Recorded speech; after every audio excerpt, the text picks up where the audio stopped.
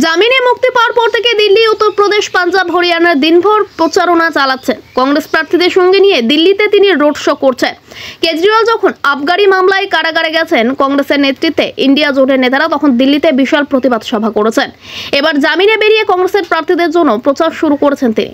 দিল্লি, হরিয়ানা ছাড়াও কেজরিওয়াল উত্তরপ্রদেশ ও পাঞ্জাবেও প্রচার করেছেন। প্রচারে নেমে সরাসরি বিজেপি ও প্রধানমন্ত্রী মোদীকে আক্রমণ করছেন। জামিন পাওয়ার পর দিল্লিতে প্রথম রোড শো পরে সাংবাদিক বৈঠকে কেজরিওয়াল বলেন, প্রধানমন্ত্রী নরেন্দ্র মোদী সিদ্ধান্ত নিয়েছিলেন ৭৫ বছর বয়স হয়ে গেলে বিজেপি নেতাদের রাজনীতি থেকে অবসর নিতে হবে। আডবাণী, যোশী, যশবন্ত সিনহার সেই মতো অবসর নিয়েছেন।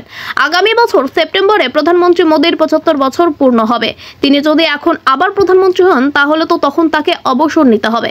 নিজের তৈরি করা নিয়ম তো তিনি ভাঙতে পারেন না। তখন অমিত শাহ প্রধানমন্ত্রী হবেন, আর ক্ষমতা এলে যোগীকে উত্তরপ্রদেশের মুখ্যমন্ত্রী পদ থেকে সরিয়ে দেবেন মোদী, যোগ করেন তিনি।